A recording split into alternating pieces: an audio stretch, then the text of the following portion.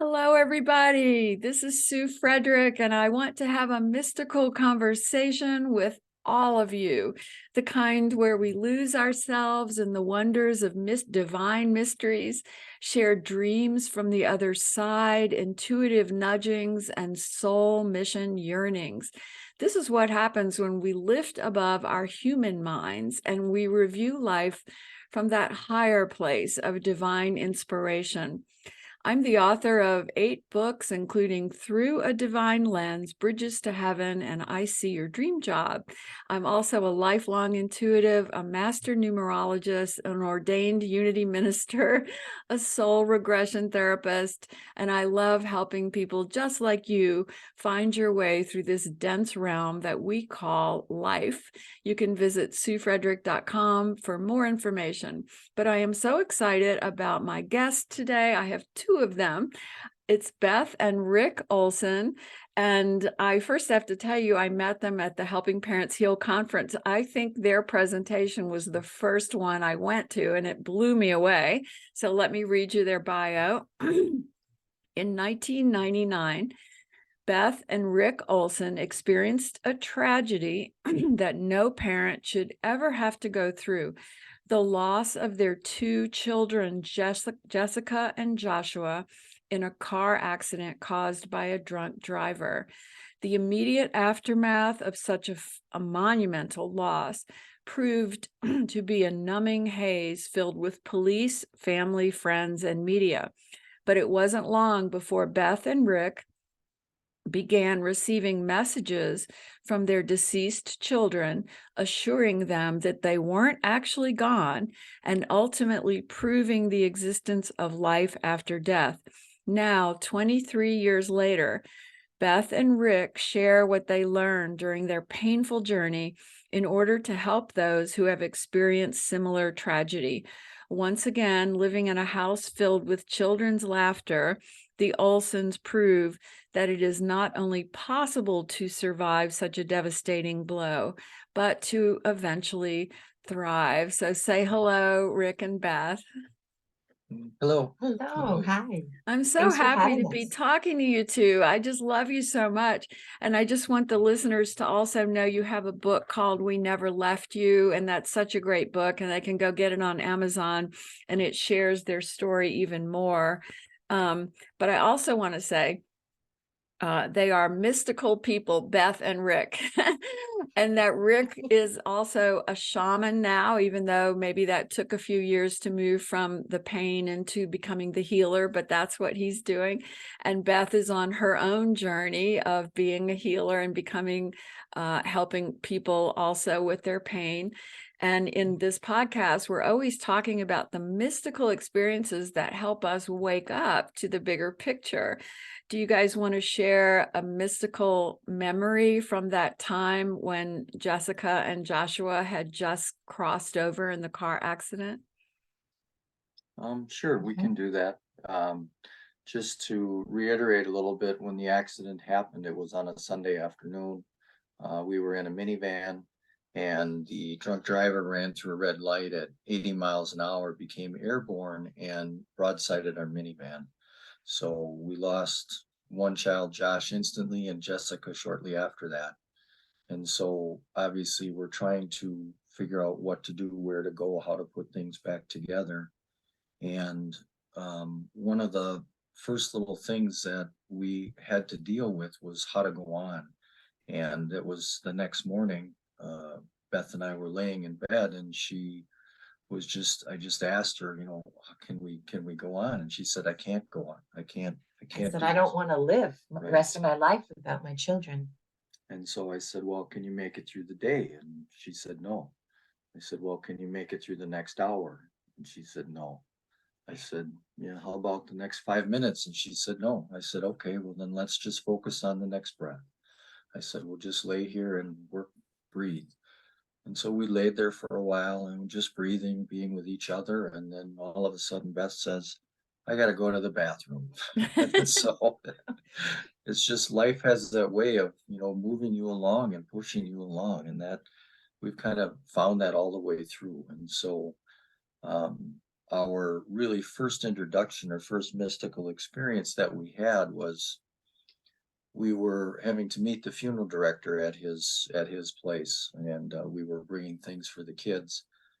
And so we walked into there, and the mood in the funeral home would kind of fit ourselves. It was dark. It was not very bright. There was nobody there. We're saying, hello, hello, anybody here?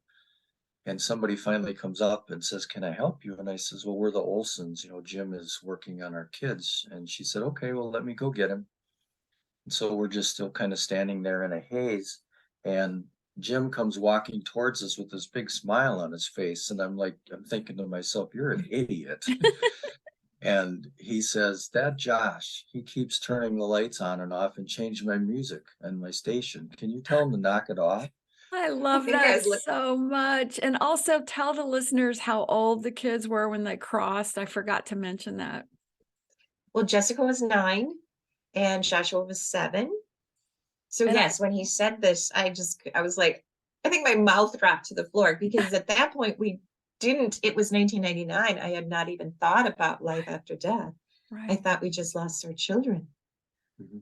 And how could So that that- man be smiling and talking about Joshua? Right. In the present tense, right? Right. So what was your Mhm. next moment of saying to yourselves, like, are they still here? You know, what was your next kind of big aha moment? Okay, well, that would be the next morning. So on Thursday would be the funeral. And that morning I reached out to a friend of mine who was a medium, and she was so kind and got us in. And so we sat down and we talked for a good hour. And then all of a sudden, as we were just about finished with the conversation, we stood up and she's like, wait, the kids are here. So we sat back down, totally excited. And all of a sudden, she's, looking up into the air to the left upper corner of the room, and she's listening to something. I mean, Rick and I are not hearing a thing. And all of a sudden, she's like, did Jessica like fried chicken? And I was like, no, I've never made fried chicken. And so she kept looking up to that upper part of the room. And she said, she wants the chicken in the basket. And so we have to go back to before the accident because I didn't remember what this was. So the accident happened on a Sunday. That weekend, I was away with some friends and we were shopping, and it was an American Girl sale.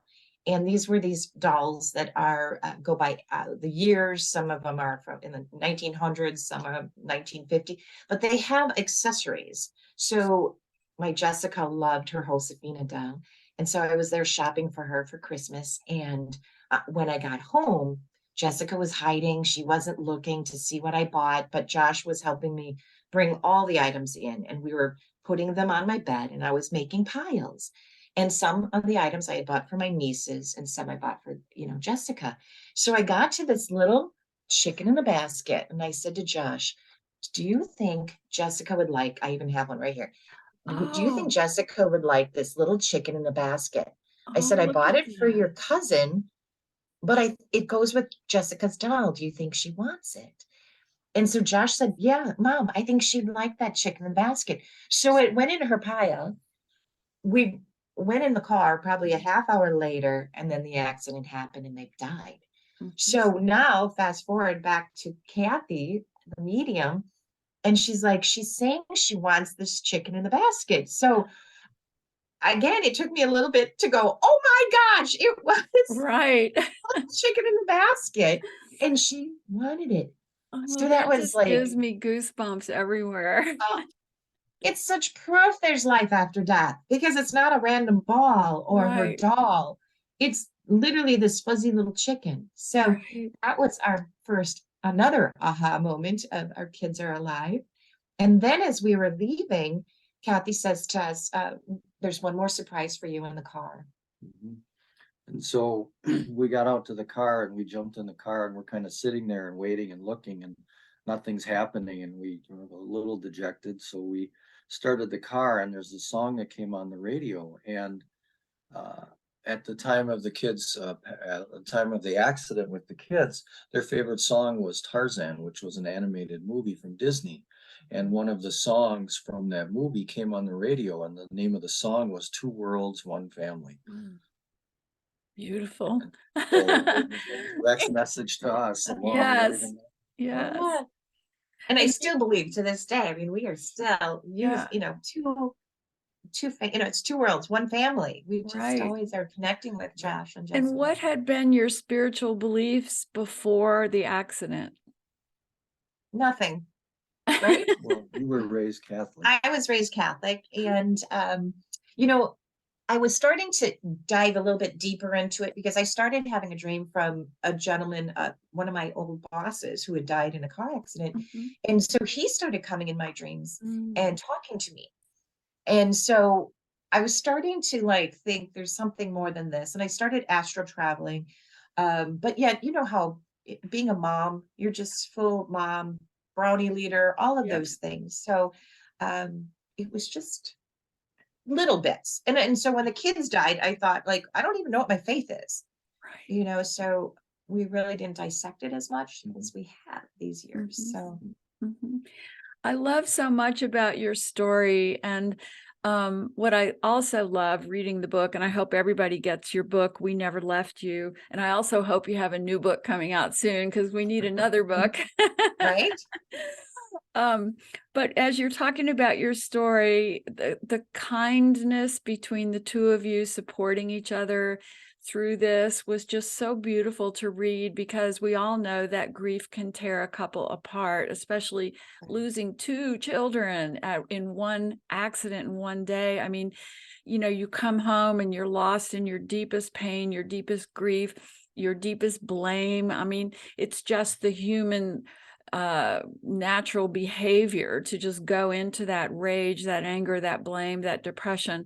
And yet from your story, you two just kept holding each other together. And that's such a beautiful soul agreement, because I look at everything as a soul agreement. And did you feel that there were times when Beth was the stronger one holding it and sometimes Rick was? And how did that dance unfold for you two? Most definitely. There were times where, you could be weak. I could be not weak, but just so sad. But yet if Rick had a sad moment, then I just, stood up and just hugged him more and just was the strong one. And I believe too is that our spiritual path on this was very similar. We followed each other.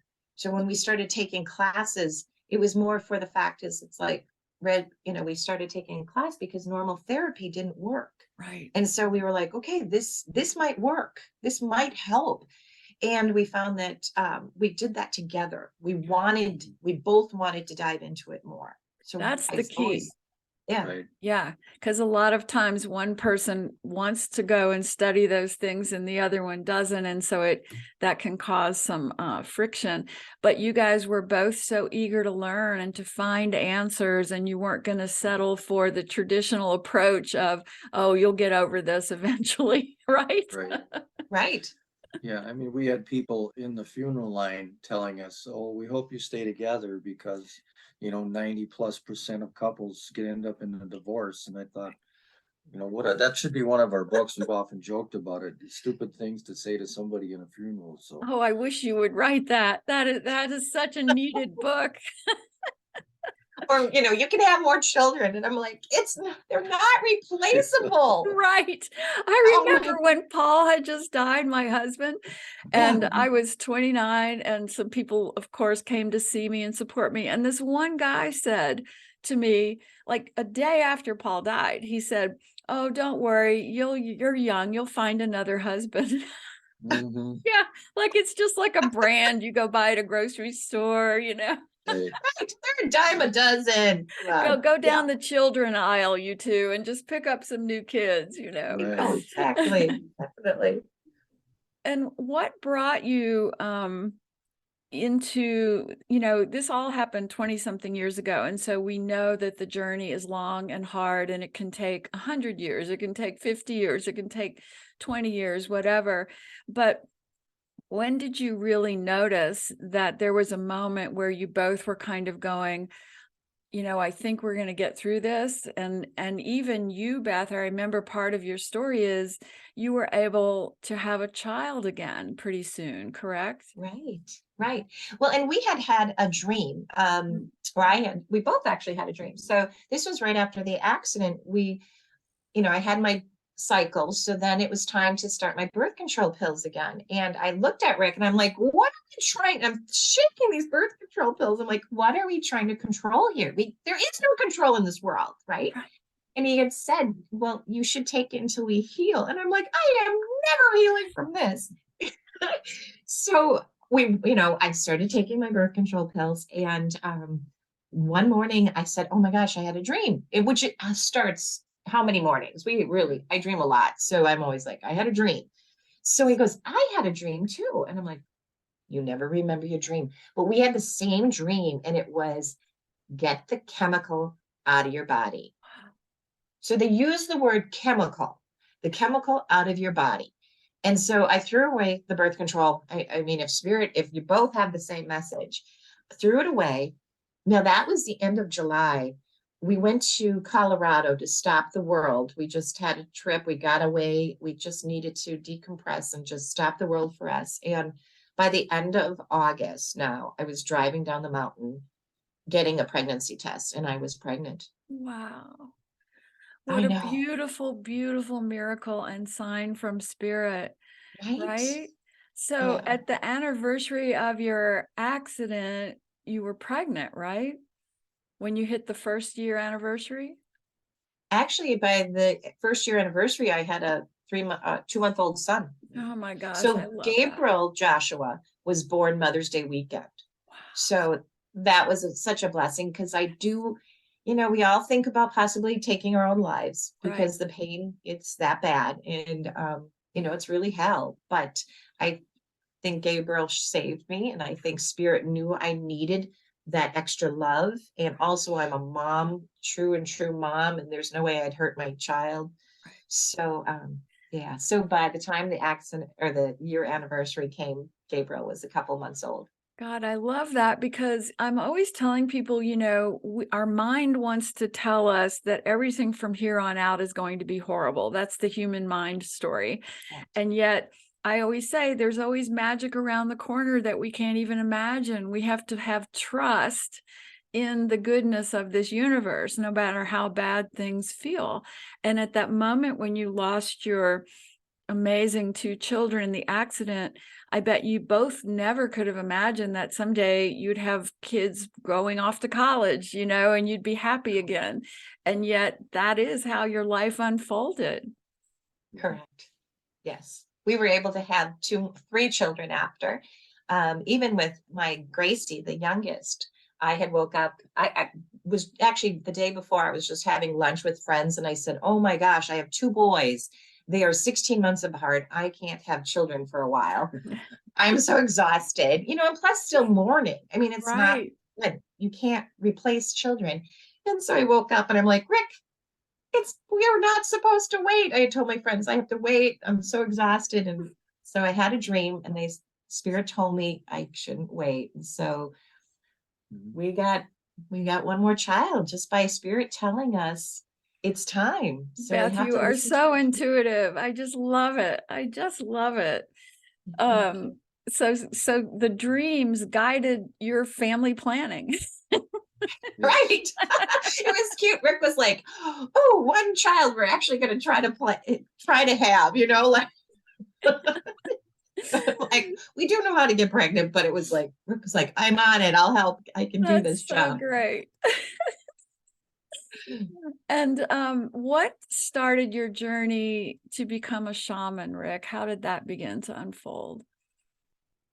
Um, Now, well, were you an insurance salesman before? Is that what it was? What was your at that career time, before? yeah, at that time I was involved in insurance and financial services. And so we had just moved a month before the accident to a new town to take over an insurance agency. And we talked about this a little bit in that we really feel that was one of those pieces of this whole path and plan that having us move a month before the accident allowed all of Jess and Jessica's friends to already say goodbye to them and to not have as much of an impact. I mean, obviously it was an impact, but they had already left.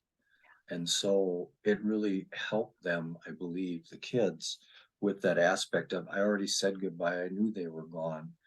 And so a little off track there. Sorry about that. But No, that's great. we one of the things that we started to do, as we had talked earlier about, that the traditional methods of healing weren't working for us. And so somebody suggested we go to this weekend where they were teaching about shamanic healing. And so we did that.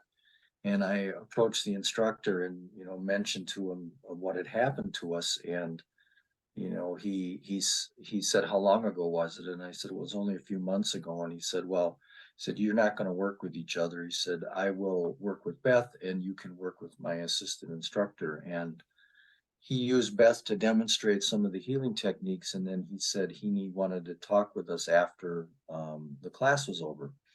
And he told us when he began to talk to us, he said, I want you to know that your kids came to me while I was working with Beth.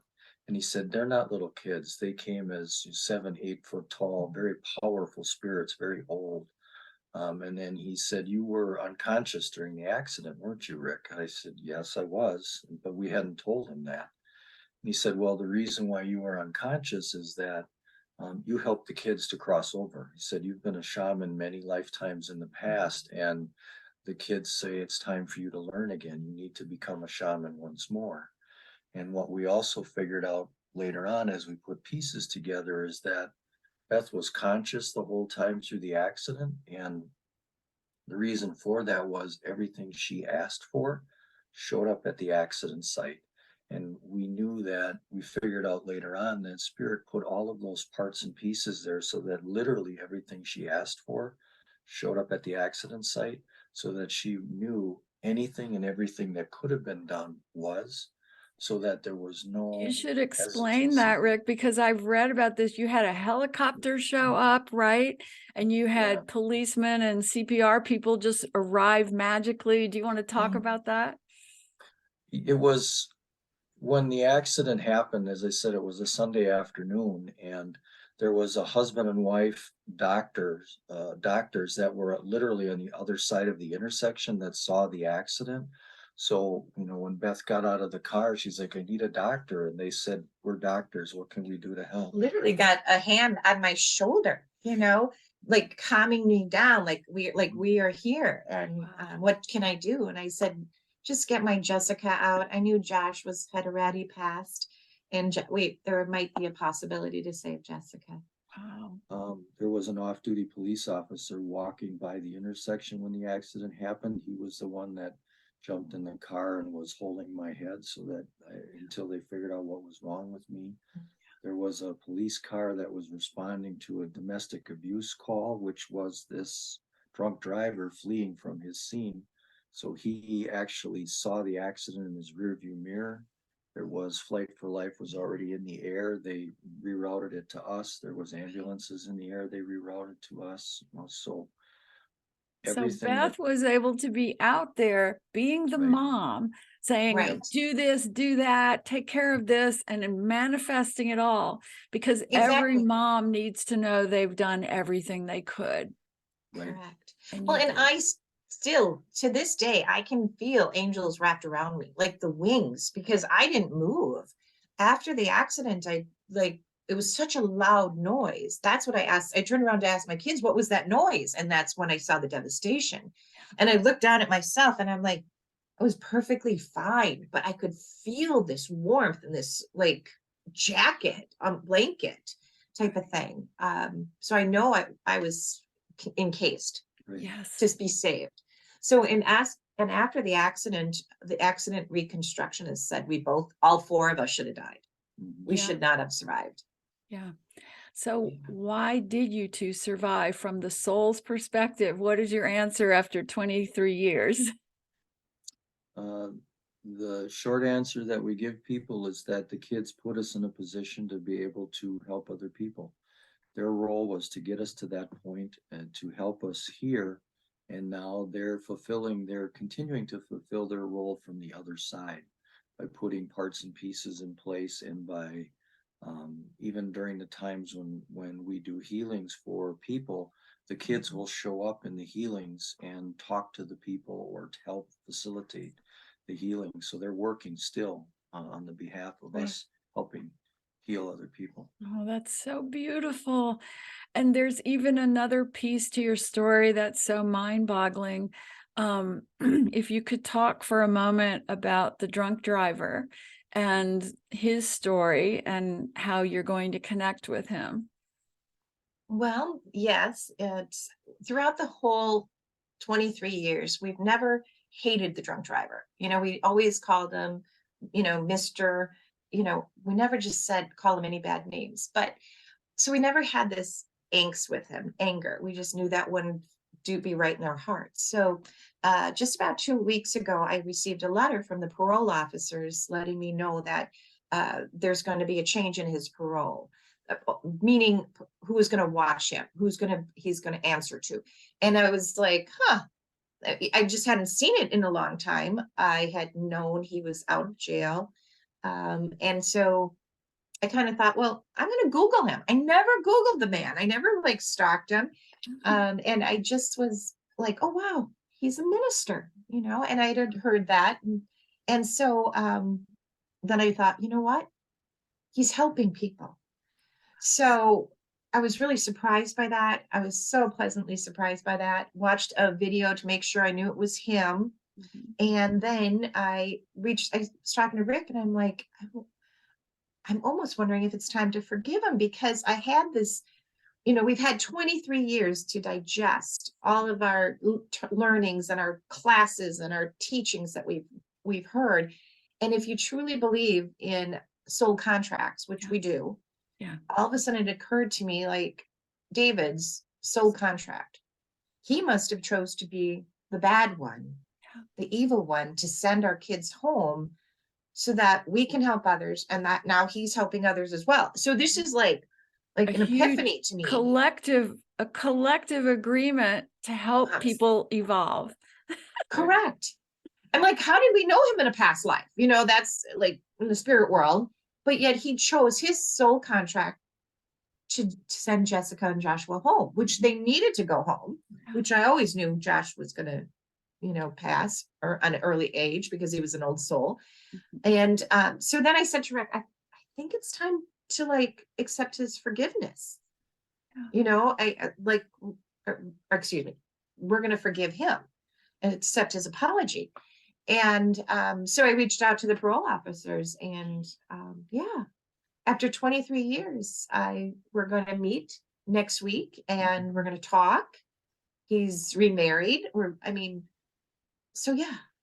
So we have to have a podcast too, to follow up on what this conversation, how it goes. And, the reason your story is so important is so many people have lost a child that I work with who can, there's somebody to blame, whether it was a fentanyl overdose caused by a friend giving them something, or a million other stories that I hear all the time. And part of every parent's journey is to release that anger and blame and to see the bigger soul contract picture of it. And so often forgiveness is misunderstood, and we think of it as, oh, I feel sorry for you, so I forgive you. But the real forgiveness is saying, I understand we're all souls on a journey, and we come here for soul contracts and evolution of consciousness. And no matter how awful things look in the physical realm, there's a much deeper story and understanding we can have from the spirit realm. And when you two talk about Dave and his journey from drunk driver who killed your two young children to minister and healer, now for the three of you to meet in person finally and have this conversation, I just hope, I wish Oprah could be there and film it. This is a forgiveness thing that people really need to see and understand, because gosh, if everybody could just forgive everybody and see it from the soul's point of view, this planet would be so much more evolved, wouldn't it? Most definitely. And I always felt like I had forgiven him in my heart. I said, this is between him and God. Mhm. And then as I was saying this and talking with Rick about it and calling the parole officers, I was like, I actually feel lighter. I didn't know there was more that I could feel from this. And I Yeah. was like, this is really a sense of peace. I love that. And again, listeners, we are not saying that immediately after the loss of your child, you're supposed to feel all forgivey and lovey. You have to have those anger feelings. You have to go through the journey of feeling it to heal it. And, if it takes you 20 years, 30, 50, it doesn't even matter, because as long as we have that one moment, I sometimes tell people, even if it's on your deathbed and it's your final breath, but you're finally seeing the big picture and forgiving and loving and opening your heart, you've accomplished that soul agreement, that soul mission. But you two are such stellar examples of what happens when we actively seek a different answer, a different perspective that brings us peace and understanding, and then to become healers yourselves, perfect full circle of using your pain as fuel to help others and being involved with helping parents heal. You all are such blessings to the world. There's another thing I wanted to ask you, because I've heard this a million times from parents who've lost children. You write in your book about it, and you talked about it just now, that you always had a sense that your son Joshua was an old soul, and this feeling that maybe he wouldn't stay here for long with you. Can you talk about that more? Yes, I believe he was right. Joshua was about 3 years old, and I just had an inner knowing. I was telling Rick, I'm like, Josh is an old soul, and we won't be able to keep him here forever. I just know he's going to go home early. And then, and we watched how he grew up, and all of a sudden he was wanting to tinker with my toaster. Can I have the toaster to take it apart? I'm like, no. Can I have the lawnmower then? Are we done with the lawnmower? And I'm like, no. So I kept it just always made me giggle that I couldn't keep him occupied enough. But, as a mom, I kept him as safe as I could. We had a fire safety route. There was fire. If they're at a friend's house and there's a gun, a firearm, I'm like, leave. I mean, these kids were like 7 and 9, and I'm like telling them how to this exit strategy. But I didn't see the car behind me, to think the car came through behind me. Yeah. Not that I could have changed it, No. but And I sure that's tried. important for you all to share with other parents, that guilt is part of grief. And that I'm sure there were moments when both of you thought, oh, if only we hadn't maybe gone on that outing, and you had to work your way through the guilt story. Do you want to share kind of how you journeyed that to help other people? Well, that was when we started to look back. We talked a little bit earlier about all of these things that showed up at the accident site, but even as we worked back a little bit, there was the timing of it was just such that we began to realize that this was not an accident. This had to be pre-planned. Beth had a spot on her shirt, and as we were leaving, she was debating whether we should go back or not. I paused at the intersection after the police car came through and other vehicles went through, and then we went and we were hit. And all of these things that showed up there, and then the signs that we were given, we began to understand that this definitely happened for a reason. And as we began to understand that and accept that, then you begin to realize there is no guilt, because if this was supposed to happen, there wasn't anything that you could have done to make this change. Right. And so the guilt just went away. It's At so that point. beautiful. Yeah. But I have to say is that he was on that page a lot faster than I was, and I was very angry. We were in Colorado, so that was like the next month, and he's already telling me, I think this happened for a reason. And I'm like, are you crazy?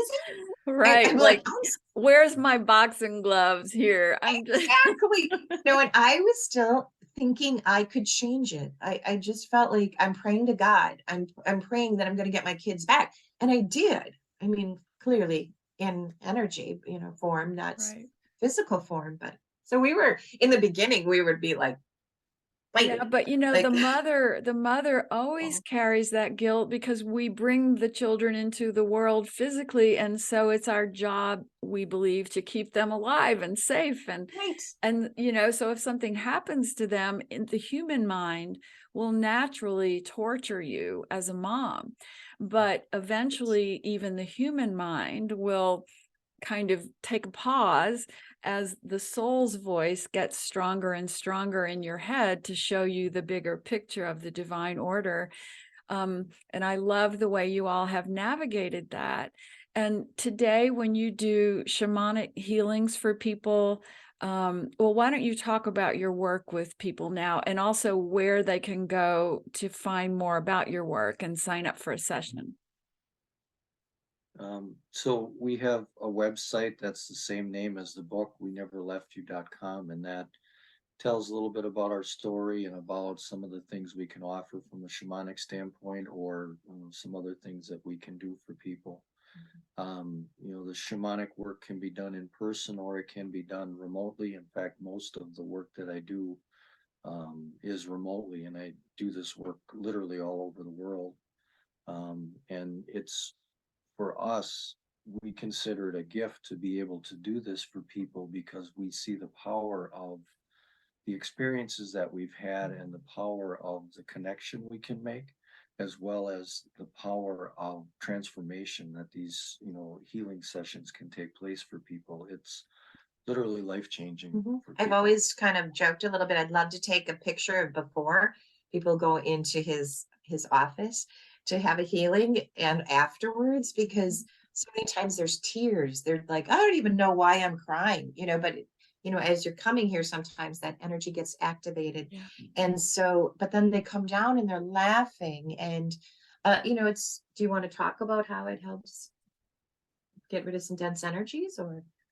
Just briefly, from a shamanic perspective, when you have a trauma, it leaves a dense energy imprint in your luminous energy field.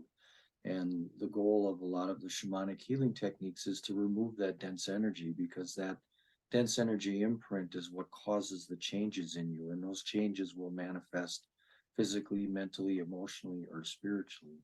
And so by working at that energetic level, you're basically rewriting the software back to what it's supposed to be. And it allows people to return to who they are and what they're supposed to be. Just beautiful. I also wondered if you could share a few words, because this podcast is being recorded right before Christmas. And we all know, if we've lost a loved one, that Christmas can be a really, really hard time. Your first Christmas, I mean, if you want to talk about that and how you got through it, and also what any advice you have for someone who's now facing their first Christmas without their beloved. So one of the things we talk to people about is it's very easy to get into that aspect of, well, they're not here, they're gone. And you shift your perception of what you're looking at, and you begin to look at, what did their life stand for? Who were they? What did they mean? How would they want you to move forward? How would they want you to represent them as you move forward? And you think about their life essence and what they stood for, and you remember that and you hold that, rather than holding the aspect of loss, because they're still there, as we discovered, and people will. They never left you. They're just in a different form, and you have to learn a new language. You have to learn how to speak their language. And so you hold what they were and who they were and what they represented, rather than holding that loss, and it allows you to begin that transformation and to move forward. It's so beautiful. And also, I always think it's the shift from saying, this is the greatest tragedy of my life, to saying, what is my learning path here? And that's what you two did. I mean, I'm sure even in your first Christmas, you were asking questions and seeking answers, and because you went on your first shamanic thing a month after the accident, right? And you guys were both Catholics, raised Catholic. That's a great role model for people, because many times it's our original religion that holds us back from exploring those ideas. But when you've lost 2 children in a car accident, everything, you're just open to whatever. And that's such a beautiful blessing in a way. And so you were able to start that journey so quickly. And what would you say to parents who are afraid of breaking their religious dogma and going on that journey of spiritual exploration? Well, I still believe you can believe your Catholic faith, but what is your spiritual faith? So my being raised Catholic, a lot of the teachings didn't really help me when the kids passed. My kids weren't baptized. We were going to, our thought was we would look into religion and see what would work for us as a family. Well, then they passed. So to think that they might be in purgatory just really broke my heart. So I was starting to get a little upset with religion anyways, but you really have to dissect what your faith is. What is your spiritual faith? Because religion has too many stops, too many, like my Catholic faith was always that the priest is so close to God. And I felt like I had to go to the priest to pray to God. I have such a relationship with God right now. It is mind boggling. It's amazing. He's not an angry God. So it was really good to step away from the church a little bit and get my relationship back with God and not be angry with him. And then I built it together with myself and Rick and God. And the church was then on the side. And I felt it just made sense for me. I think that's the most beautiful way I've ever heard that answer, Beth. Well, thank you. Just beautiful. Yeah. Rick, do you want to add anything to that for yourself or? Well, you don't need a middleman to have a relationship with spirit or God or whoever you want.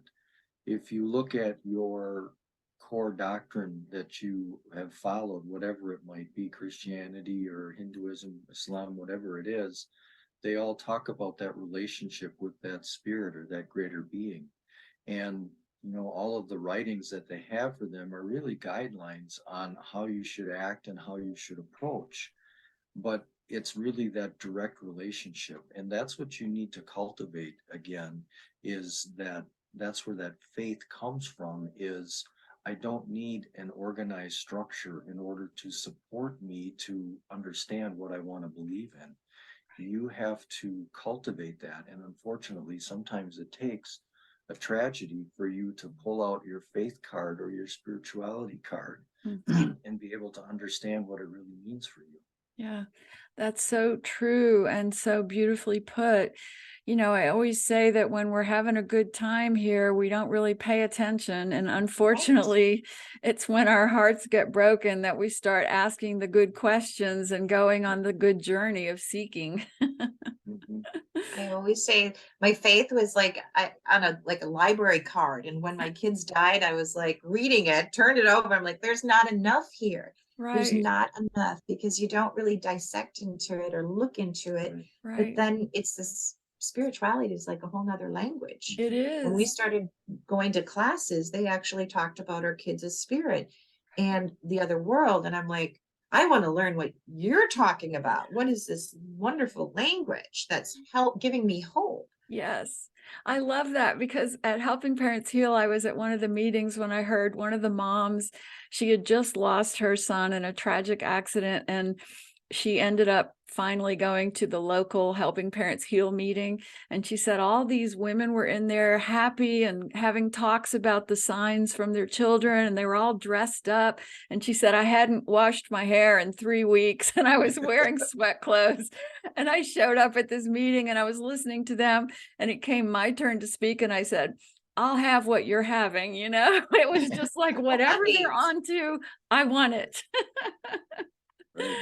And that is the healing that happens when we start asking those bigger questions. And even when we have a sense that our children, our beloved, are watching us and they want us to be happy, that gives us a reason to keep trying, to keep learning, to keep being positive in this very hard, dense realm of the physical world. You have to have a reason. And the Correct. reason can be simply that you're trying to live well for your beloveds to make them proud. And that can often get you through the worst days of grief, just to say, my son would not want me in bed.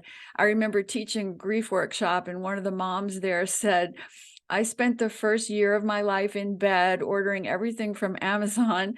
And one night, my departed son came to me in a dream and said, Mom, you are embarrassing me. Get out of bed.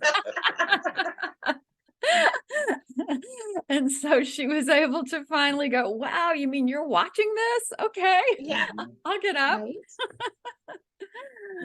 Well, Oh, and when we had found out too that we survived, we should have died, it was like, it kind of made us stop and think like, oh my gosh, we really have some things to do here. We can't take this.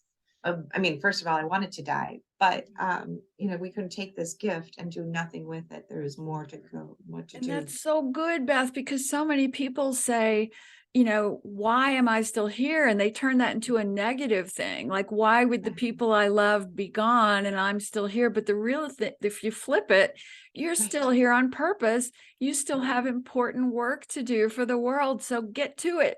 Right. Exactly. Yeah, most definitely. Oh, you beautiful souls. I just want to share with the listener that after I heard them speak, I was so blown away at the conference. And so then I wandered into this little cafe, and there was a big table, and I just took a seat at it and sat down and started trying to eat. And next thing I know, they magically drifted in, Beth and Rick, and they ended up sitting right next to me. And we had one of those cosmic synchronistic conversations that happens when you're in tune with spirit. And both of you are such shining lights and such radiant beings, and you're helping so many people, and your story continues to help so many people. You've got to write the next book about Dave, the drunk Right. driver turned minister. And I just want to thank you so much for being such lights in the world. And to find out more about them, you can go to weneverleftyou.com. Is that correct? Correct. And their names are Rick and Beth Olsen. And I'm Sue Frederick, SueFrederick.com. And we hold you all in love and light, moving through the Christmas holidays, especially knowing that your beloveds are still with you. And so it is. Thank you.